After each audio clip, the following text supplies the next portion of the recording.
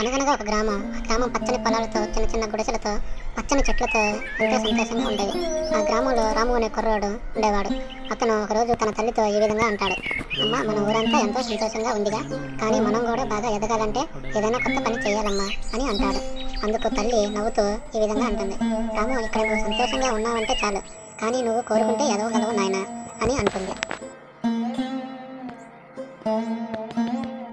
అదే రోజు రాత్రి రాము ఓడపందిన చెట్టు కింద కూర్చొని నక్షత్రాలను చూస్తూ మనసులో ఈ విధంగా అనుకుంటాడు: ఒకరోజు నేను మా ఊరికి గర్వకారణంగా అవుతాను, తప్పకుండా అవుతాను అనుకొని దానికి ఏదైనా చేయాలని చెప్పి ఆలోచిస్తూ ఉంటాడు. ఆ గ్రామంలోకి అనుకోకుండా కరువు వల్ల పంటలు పండక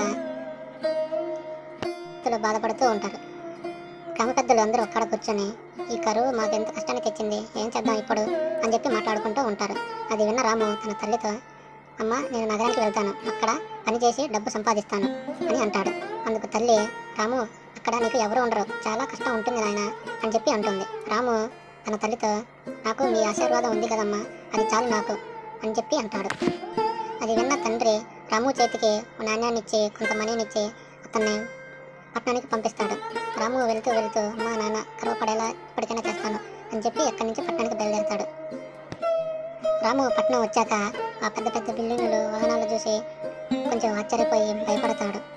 అక్కడే వెళ్తూ వెళ్తూ తన గుండె ధైర్యాన్ని తానే హత్తుకుంటూ ఆ నగరం రద్దీ వీధులు, వాహనాలను చూసి రాము కొంచెం భయపడతాడు. తనకు తానే ధైర్యం చెప్పుకొని ముందుకు వెళ్ళి పని అడుగుదాం వెళ్తాడు. అక్కడ ఒక అతన్ని కలిసి: ఏమైనా పని ఉందా, నేను చేస్తాను అని చెప్పి అడుగుతాడు.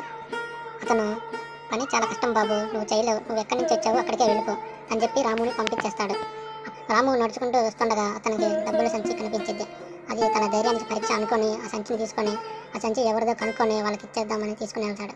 అది అతనికి పని చెప్పడానికి వచ్చిన సావుకారిది. అతను తిరిగి ఇచ్చేస్తాడు. తన మంచితనాన్ని మెంచుకొని సావుకారు రాముకి మంచి పని ఇప్పిస్తాడు. అలా కొన్ని రోజులు పట్నంలో ఉన్న రాము పెరిగి పెద్దవాడి డబ్బు సంపాదించి తన గ్రామానికి తిరిగి వస్తాడు. తిరిగి వచ్చిన వెంటనే తన ఊరిలోని పాఠశాల బావులు తవ్విస్తాడు.